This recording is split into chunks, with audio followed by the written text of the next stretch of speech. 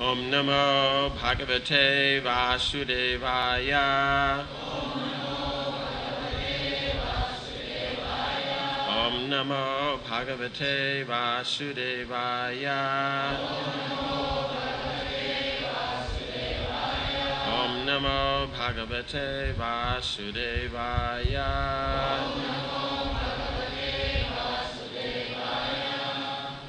Tavasanam Dvija Gavam Parameshtyam Jagat Pate Bhavaya Shreyase Bhutyai Shemaya Vijayaya Cha Tavasanam Dvijagavam Parameshtyam Jagatpate Bhavaya Shreyase Bhutyai Shemaya Vijayaya Cha Tavasanam Dvijagavam Parameshtyam Jagatpate Bhavaya Shreyase Bhutyai Shemaya Vijayaya Cha.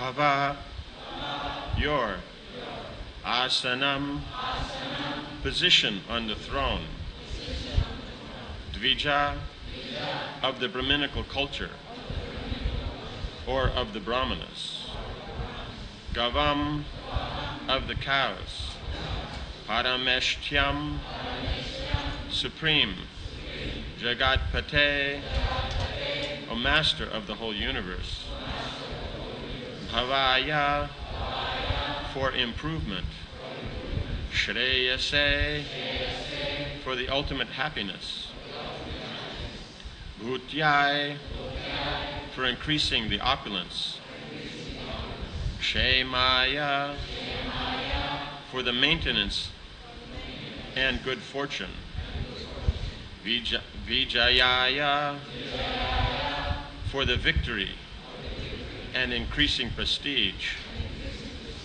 cha, and. Translation. O Lord Brahma, your position within this universe is certainly most auspicious for everyone, especially the cows and brahmanas. Brahminical culture and the protection of cows can be increasingly glorified, and thus all kinds of material happiness, opulence, and good fortune will automatically increase. But, unfortunately, if Hiranyakashipu occupies your seat, everything will be lost. Purport.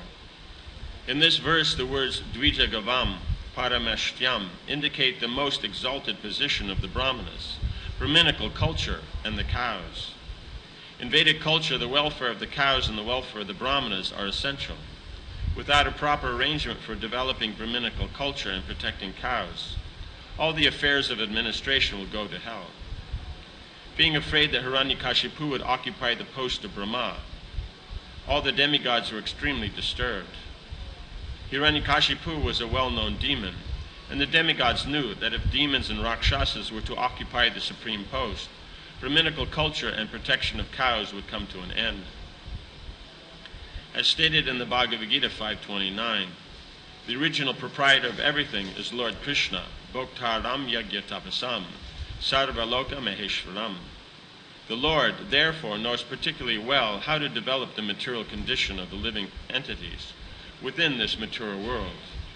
In every universe there is one Brahma engaged on behalf of Lord Krishna, as confirmed in Bhagavad Gita, Tene Brahma Hridaya Adi Kavaye. The principal creator in each Brahmanda is Lord Brahma, who imparts Vedic knowledge to his disciples and sons.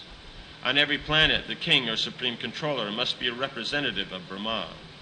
Therefore, if a Rakshasa or demon were situated in Brahma's post, then the entire arrangement of the universe, especially the protection of the Brahminical culture and cows, would be ruined. All the demigods anticipated this danger, and therefore they went to request Lord Brahma to take immediate steps to thwart Hiranyakashipu's plan. In the beginning of creation, Lord Brahma was attacked by two demons, Madhu and Kaitava, but Krishna saved him. Therefore, Krishna is addressed as Madhu Kaitava Hantri. Now again, Hiranyakashipu is trying to replace Brahma. The material world is so situated that even the position of Lord Brahma, not to speak of ordinary living entities, is sometimes in danger. Nevertheless, until the time of Hiranyakashipu, no one had tried to replace Lord Brahma. Hiranyakashipu, however, was such a great demon that he maintained this ambition. The word bhutyai means for increasing opulence, and the word shreyase refers to ultimately returning home back to Godhead. In spiritual advancement, one's material position improves at the same time that the path of liberation becomes clear, and one is free of material bondage. If one is situated in an opulent position in spiritual advancement, his opulence never decreases. Therefore, such a spiritual benediction is called bhuti or vibhuti. Krishna confirms this in Bhagavad Gita 10.41. Yad yad vibhutimat sattvam mama tejom sha sambhavam. If a devotee advances in spiritual consciousness and thus becomes materially opulent also, his position is a special gift from the Lord. Such opulence is never to be considered material. At the present, especially on this planet Earth, the influence of Lord Brahma has decreased considerably, and the representatives of Hiranyakashipu, the Rakshasas and demons, have taken charge. Therefore, there's no protection of Brahminical culture and cows, which are the basic prerequisites for all kinds of good fortune. This age is very dangerous because society is being managed by demons and Rakshasas.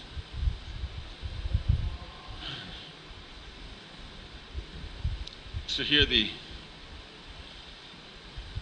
positions being brought out about the importance of this Brahminical culture. So that means is that there's a culture on trying to understand what is transcendental, what is Brahman. Otherwise, then the living entities like Hiranyakashipu, they simply figure out how to enjoy, how they'll be happy. And at the same time, as you see, his position is not such that everyone will be happy. It's about everyone will suffer.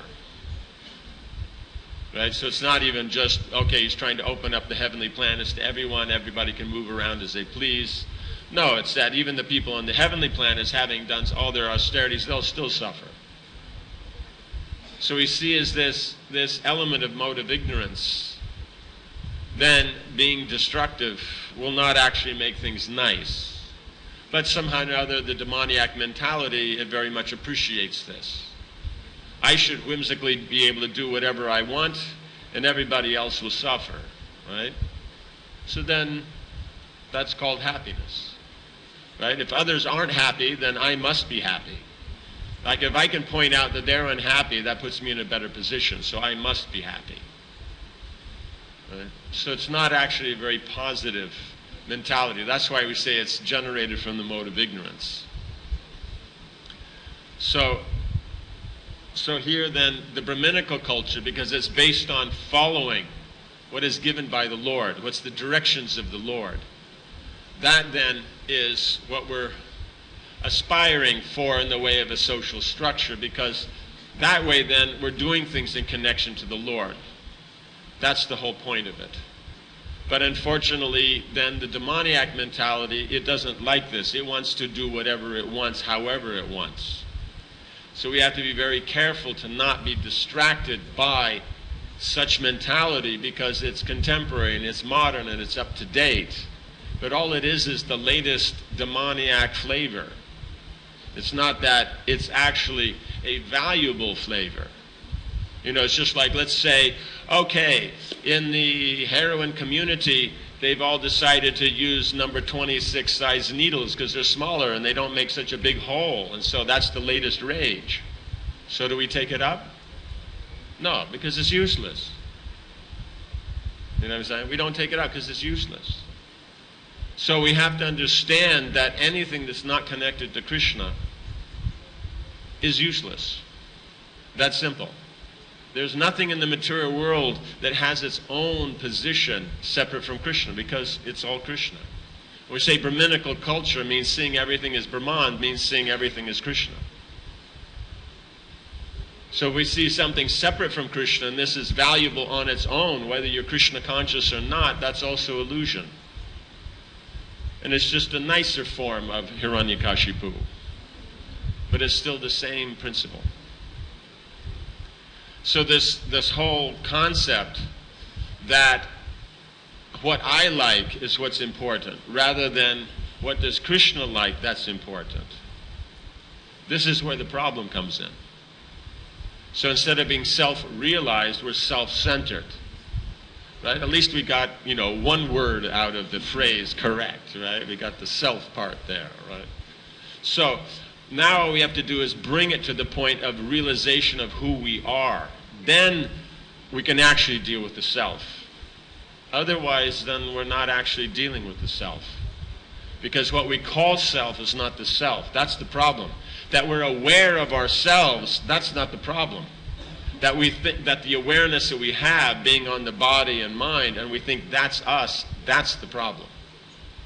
Right? That we have a body and we have a mind, that's also not the problem.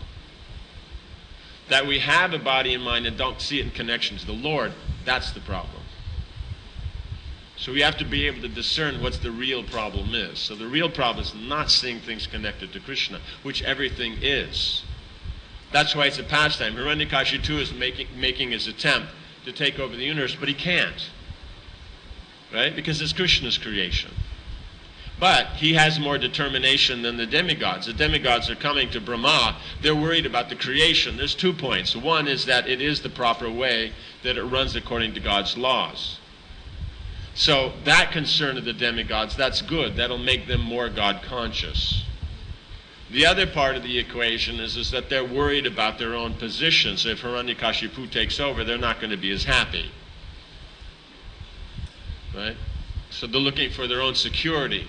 So they've turned to Krishna for it. That makes them pious. And Hiranyakashipu has turned to his own endeavors and determination. That makes him impious. So in that way it's better, but it's not pure devotion. But the principle that following the Lord's laws, that's pure devotion.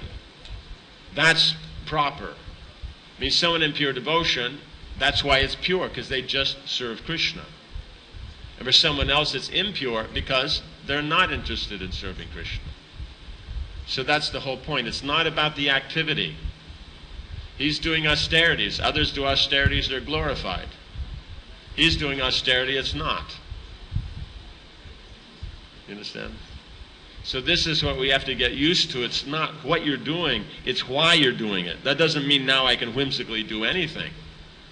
Because the point is I can say I can do whatever. If it's not about what you're doing, I can do anything. But then why are you doing anything? So again, it comes back to the same point.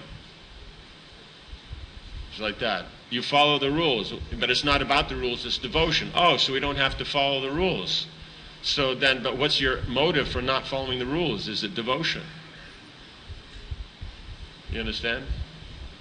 So the whole point is then we have to be able to see it from Krishna's perspective, which is, this is the culture he likes to practice, and he being the complete creation, when we bring our interests in line with his, then there's community. And on that basis of community, then you have a relationship with the Lord and the devotees. But without that, then where's the community?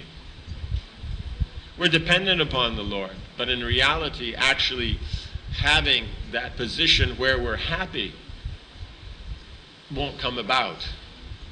Because there is only the Lord. When the Vedic literatures, every verse has to start with Omkara. Because that's all there is. There is only the Lord, his energy, and the jivas. There isn't anything else. In illusion, we think there's something else. But all there is the Lord, his energy, and the living entities. The living entities see a relationship with the Lord, then they see the spiritual. They don't see, they see the material. But the Lord's the same, the jivas are the same, his energy just transforms from spiritual to material, or from material to spiritual. So that's why every Vedic verse must start with Om, because that's all there is. So when we start seeing like that, then things go well. But if we think that there's part of our life that's not connected to Krishna, that's illusion. And illusion never makes one happy. You may think you're happy. You know, it's like the two drunk guys walking down the road. They think they're happy, but if you watch them, they can't walk, they keep falling over. It's freezing cold out, and they don't even have a shirt on, and they don't even know they don't have a shirt on. Right? So this is the problem. In illusion, they think they're happy, but in reality, they're not. So that's the whole point, is we may think we're happy, but until it's connected to Krishna, we can't actually be happy. Because being part and parcel of Krishna, we can't be happy without the whole. Like that. So here is that the idea that one is going to make oneself happy by one's own endeavor is not going to work. And the principle is that it starts with the Brahminical culture and the cows. That's what has to be prominent. Right? So we see we start above the modern concept. Modern concepts begins down on basically the corporate level. Right? Kshatriyas don't even really count in people's consideration. Management, yes, but we have to remember management just means, successfully transforming or manipulating the material energy in a direction you want it to go. That doesn't make Kshatriyas. Like that? Does that make sense? So people manipulate the material energy for profit. That's business. Kshatriyas manipulate the material energy to create peace and prosperity, and the citizens are protected.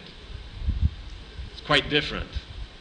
Manipulation is the same, but the intent behind it and the result gained are totally different.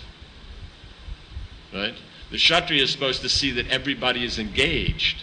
The Vaishya simply sees that those who make profit are engaged and everybody else is fired. Right? In fact, they made a show out of some guy just firing people, and everybody loves it. Yes. Yeah. Does that make sense? So, Brahminical culture is like 2 stages above that.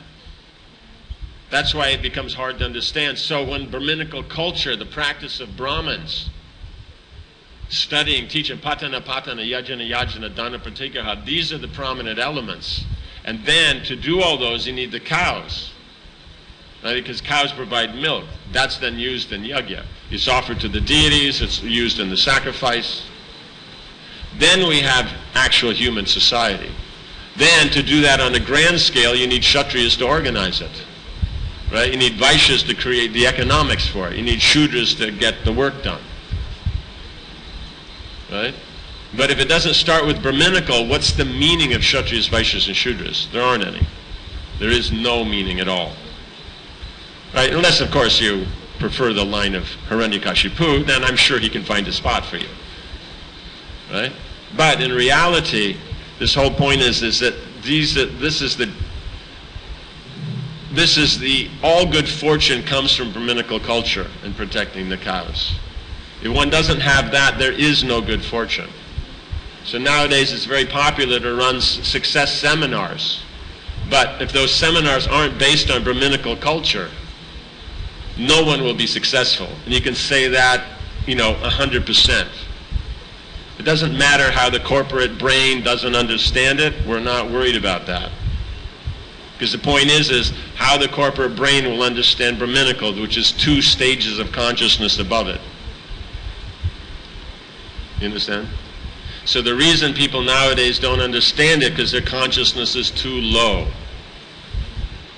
Right? So what we're trying to do is match that our consciousness on this social platform is the same as our consciousness on the devotional platform. Because devotionally, devotees will accept Krishna is the supreme, it's all about Krishna, but socially, do they accept?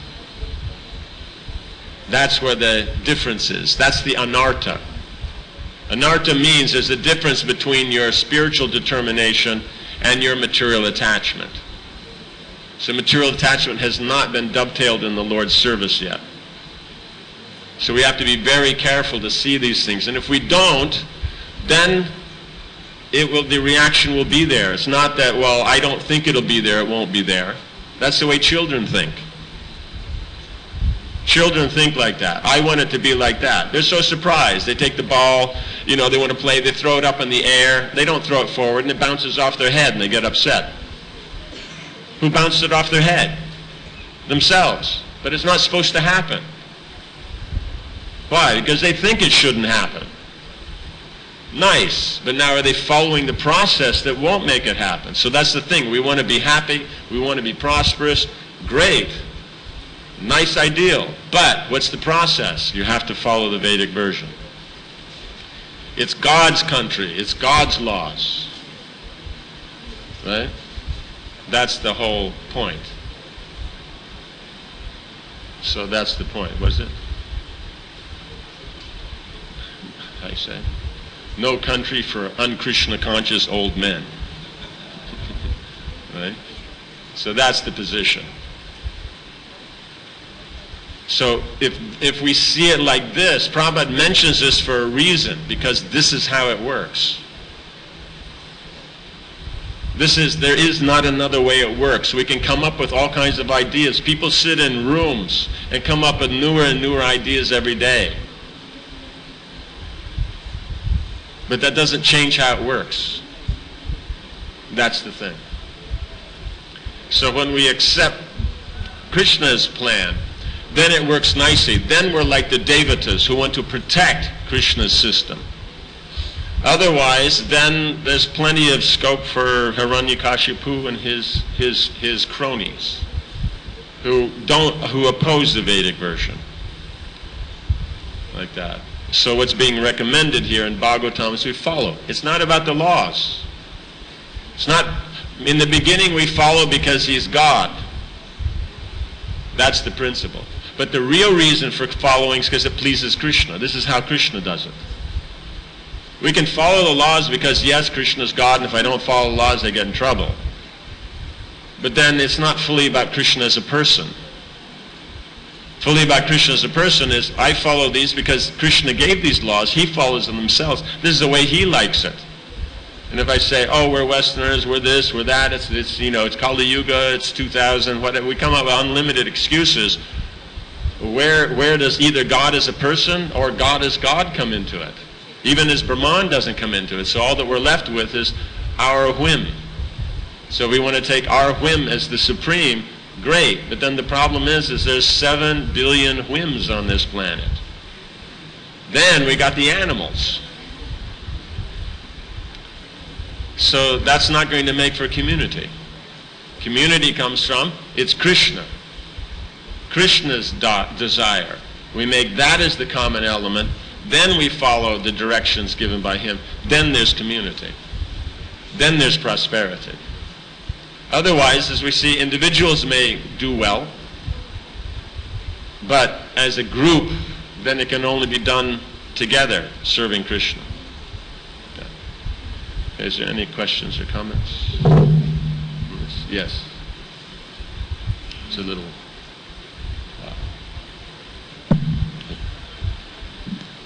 Thank you, Maharaj. Human society begins with Dharma, but at the same time it also begins with Brahminical culture, so that would indicate the level up of self-realization. Yes, it means those who follow Dharma for the understanding that it's about elevating yourself to the transcendental position. That's Brahminical culture, because we don't really, means you can count the Brahmins who are practicing the karma kanda aspects as Brahmins. They're proper by their lifestyle. Their consciousness, though, is not high enough. So Brahminical means that we understand that we're not the body, we're the soul, and it's about the position of the soul, not about we're not the body, we're the soul, so I can get rid of this body, it's not so great, and get a better one, and enjoy more. But they're able to get it because of the Brahminical culture.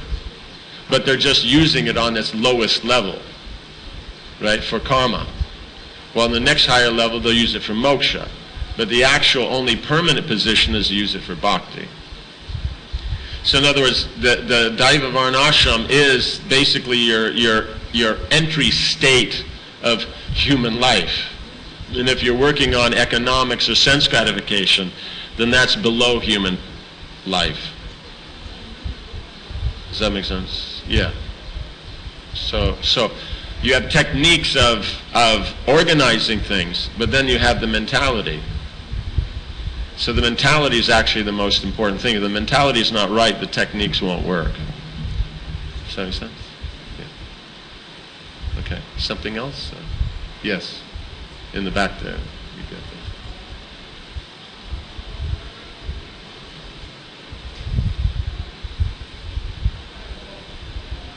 I think you have to turn it up. I think it has to be turned on.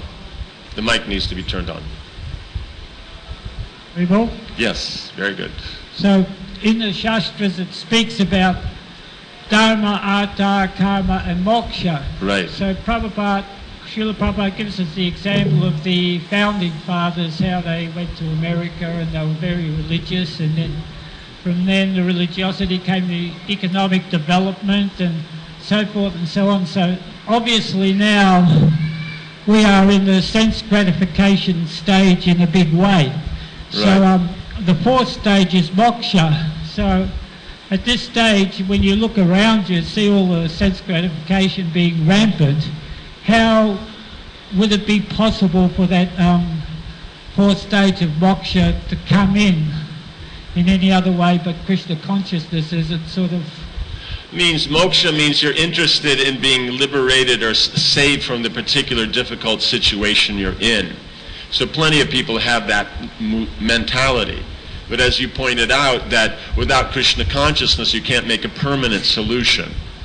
Because the problem with moksha is as soon as the difficulty is over, then we forget about the moksha.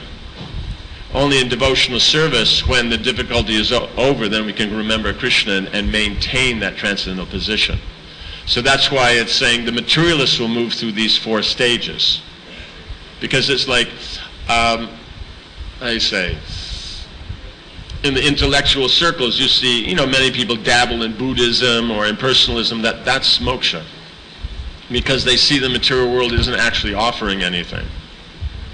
So, it's just a flavor, right? If you follow the Vedic system, then you'll see a more greater determination and focus. It'll match the lifestyle.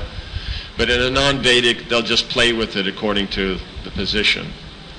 You know what I'm saying? So they'll get something from it, something not. So it's non-scientific. You can either scientifically move through the four or unscientifically move through the four. But devotional service, then that's the real solution. And if you follow it scientifically, then it works very smoothly. Is that okay? Yeah, okay. Right. Something else? Yes. You need that microphone. Just right.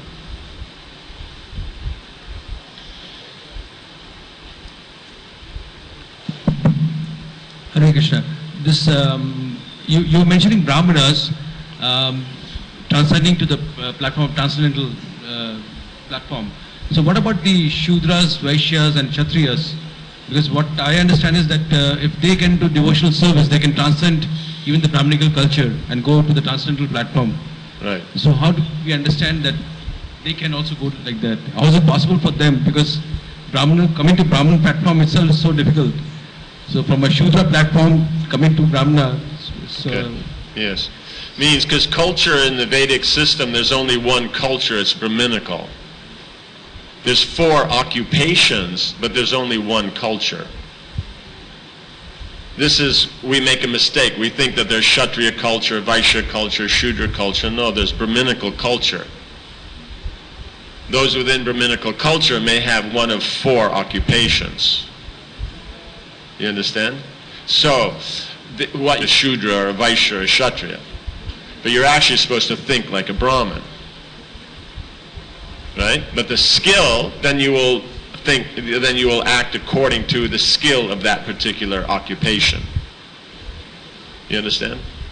Because the Brahminical, it's all coming from Shastra, that comes from Krishna, so it's all about Krishna. So if the Kshatriya sees everything connection to Krishna, the Vaishya connected to Krishna, the Shudra connected to Krishna, then it's all Brahminical culture. But it doesn't change the position they're in. They're 2 different things. We have to be able to use our intelligence and distinguish. We can't get caught up on words. That's the general principles. We like, even though no one likes grammar, we love semantics. Right? We love arguing over a word. But in reality, the point is that it's about having our intelligence and being able to discern between the meanings that are given by the acharyas. Does that make sense? So therefore, Brahminical culture is there from anybody that functions within it. But occupations are a different thing altogether. Occupation is how you make your money. Right? So in other words, the person does the skill of the occupation. That's important. You don't do the skill, there is no profit, there is no results. Right? But now, which skill should be done that will make profit, that you need Vaishyas to say. Otherwise, people have skills, but do they know how to make money? No, Vaishyas know how to make money. But money not being the topmost thing, you also have to have the culture in that intact. Therefore, you have Kshatriyas that therefore control the Vaishyas so that they don't just do anything that makes profit. You understand? And then, because you're controlling things and seeing that, the occupations and the Varna and Ashram are going on properly, but then the point is if that's not connected to the Lord and seen in relationship to the scriptures, not just practical management. In other words, it's practical, Prabhu. Okay, great. How does Shastra support that so-called practicalness? Because why does somebody say it's practical? Because it's upsetting somebody else. You understand? So now, is it actually practical? Now, if it's according to Shastra and the person doesn't like that and they're getting upset, there's nothing you can do. But if it's not according to Shastra, it's just quote-unquote practical and it's disturbing the devotees, then it's not actually practical, because the whole point is the devotees cooperate together to serve Krishna, not that you are you are transforming material energy the way you like to, and that's called devotional service. So to be able to distinguish that, so therefore the Brahmins are necessary. That's why there's a hierarchy in occupation. But as far as ashram goes, everybody's Brahminical. Only the Brahmins follow 4 ashrams. You understand? So someone who follows Brahminical culture goes through all 4 ashrams, or can. You understand? Those who aren't into that, they don't. Right? In the modern society, how many people are brahmacharis? Right? So people are always grihastas. They're just bachelors, then they get married, then they get divorced, then they get married, then they get divorced, then they get married, and then they die. You understand? So it's not scientific. They're not following nicely. So the point is it's all about Krishna. So there's no contradiction. See, on the spiritual platform, seeming contradictions are resolved because they're Krishna. On the material platform, they can't be resolved because there's ignorance. So we always have to see is that we're looking at how to resolve the contradiction in Krishna, rather than it's contradictory, therefore throw it out. That's the mode of ignorance. That's what Rupa Goswami talks about, niyamagraha. You don't understand it, you throw it out. Because you think you're the smartest person in the world. If you don't understand it, it's not practical, you throw it out. So we're trying to avoid that. Does that make sense? Does that work? Okay, very good. Very good. Something here?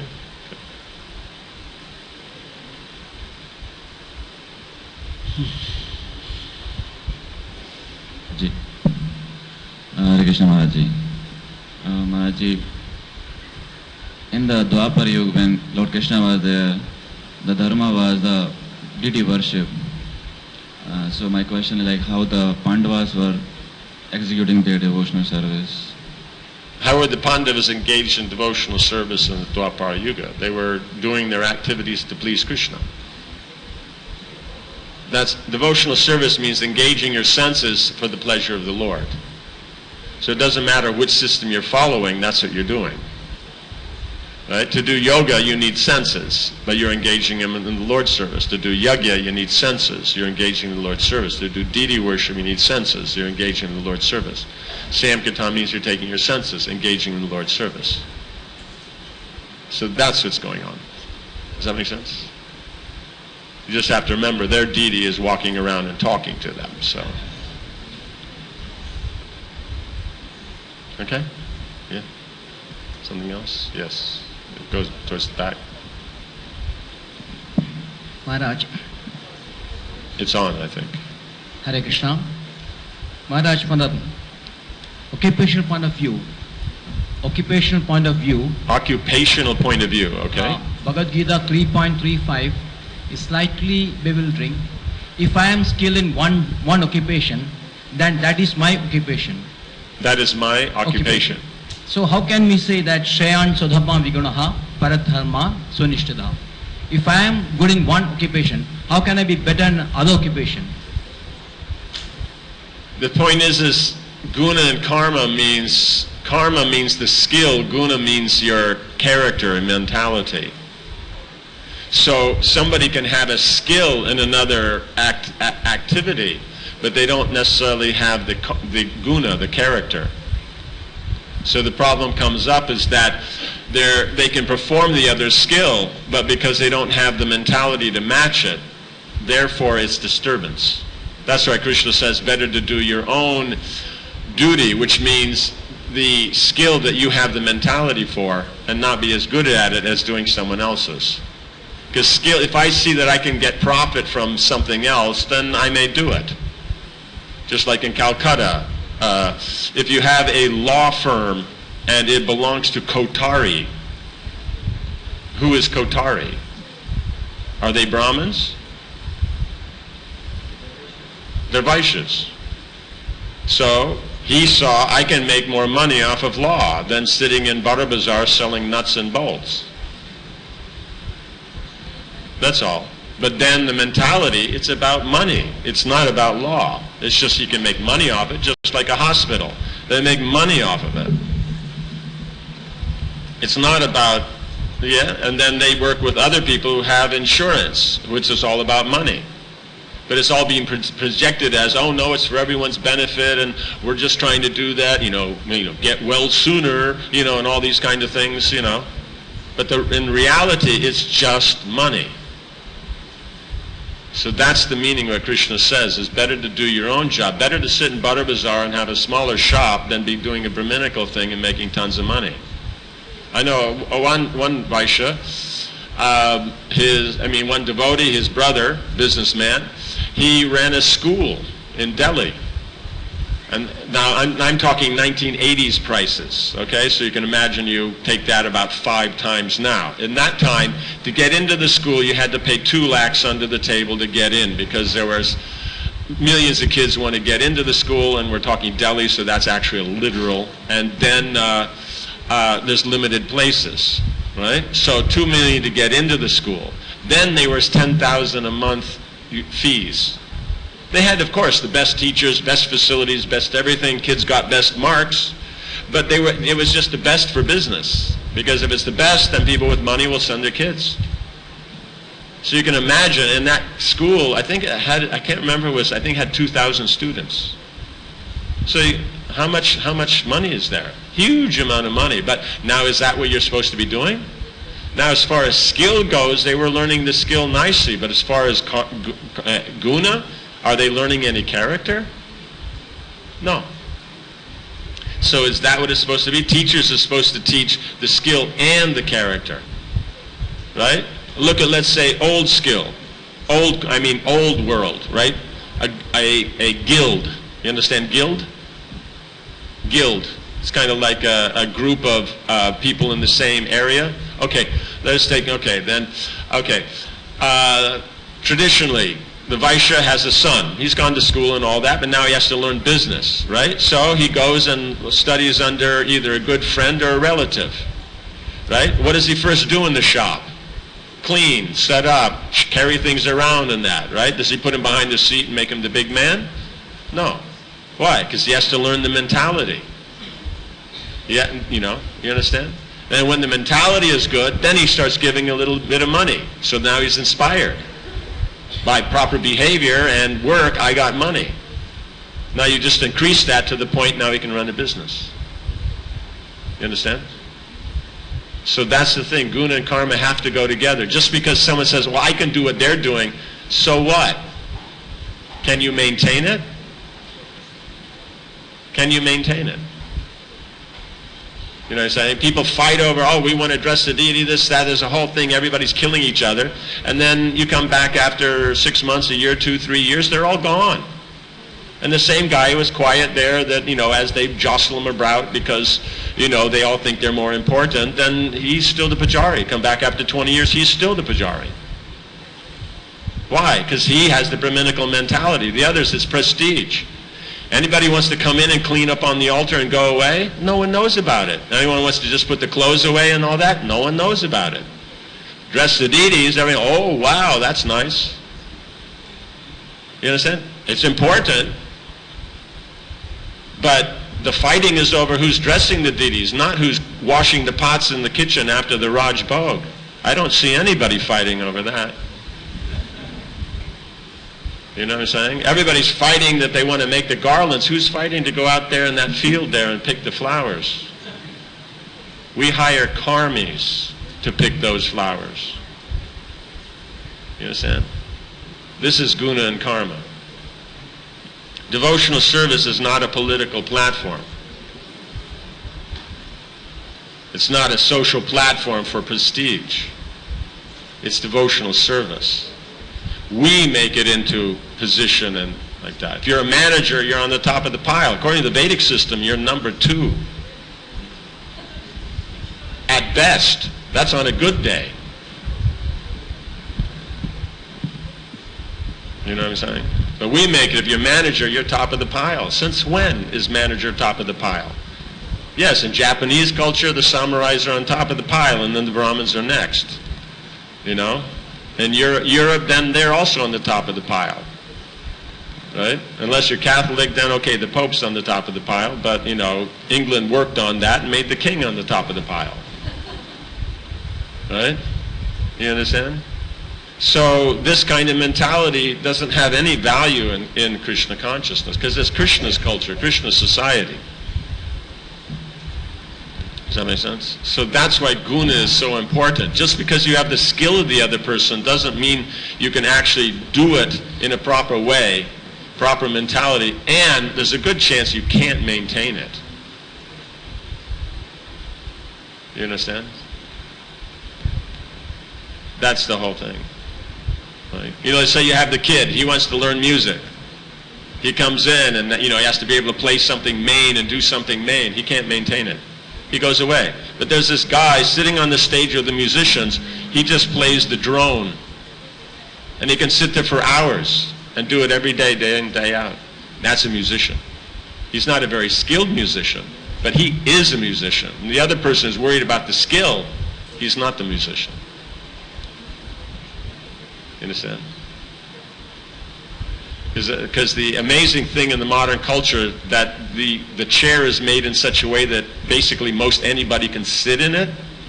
So just because there's a chair in an office and you're sitting in it doesn't make you actually have a position. But we think if I'm in the chair, that's it. That's what Krishna is talking about. Yes, you have the skill to sit in the chair. Whoopee. Do you have the nature to actually organize things? No. Does that make sense? Okay. So end here. Jai. Grantaraj Srimad Bhagavatam ki, Srila Prabhupada ki, Samaveta Bhakti Vrinda ki, Jainatai Gaura Premanandi. Hari Hari.